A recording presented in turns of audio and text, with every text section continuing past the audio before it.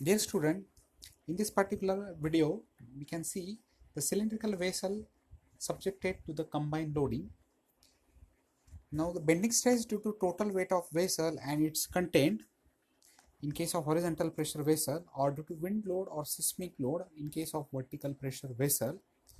So, the longitudinal, the sigma L3, that will be considered as a plus minus mb upon z, where mb is maximum bending moment due to loads normal to the longitudinal axis and the axis of vessel, and z is going to be the section modulus about an axis which is perpendicular to the longitudinal axis of the vessel. So let us consider z is equal to Ixx upon Ymax, which is equal to pi r cube t upon do by 2. So on solving, we'll have pi d cube t upon 4 do. So z is equal to pi by 4 d square t.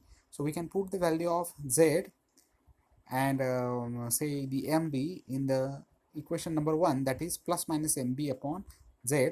So we'll have the equation plus minus 4 mb upon pi di plus t bracket square into t.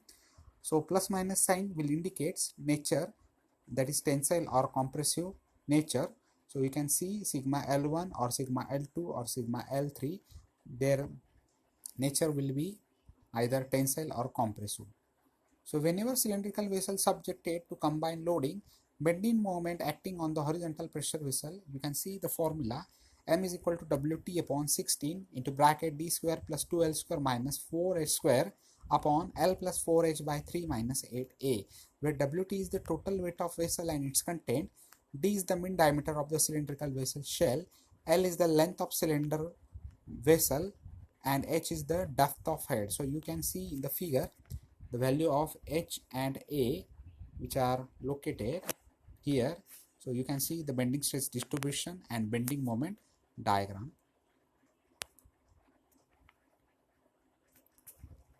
Now in case of combined loading, you can see the nature here, the value of m and its distribution.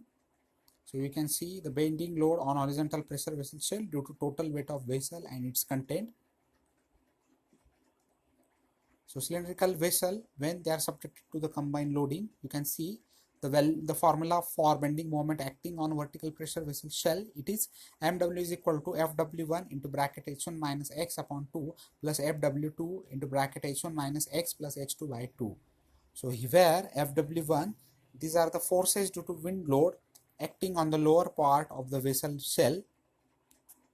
Similarly, Fw2 is the force due to wind load acting on the upper part of the vessel shell, and P1 and P2 are the respective wind pressure on the lower and upper part, and you can see Vw is the wind speed in kilometer per hour. So you can see the formulas which are already mentioned there. So Fw1 is equal to P1 into bracket h1 minus x into do. Similarly, Fw2 is equal to P2 into h2 into bracket do. So P1 and P2 are going to be considered to be 4.623 into 10 to minus 3 V square W, and you can also take the same value for P2.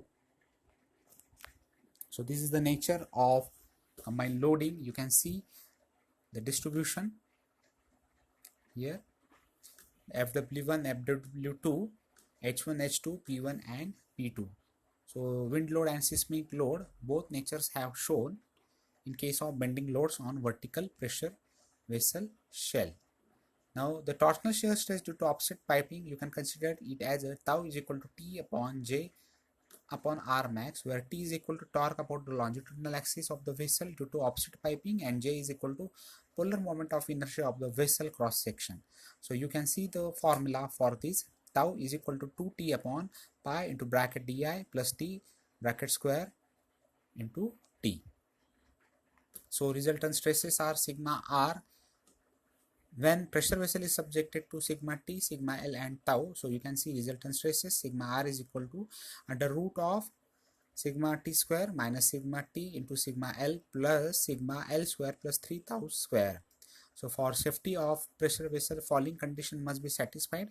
Sigma R, it should be less than or equal to sigma allowable. Sigma T, it should be less than or equal to sigma allowable. Sigma L, it should be less than or sigma equal to sigma allowable. It may be a tensile or compressive.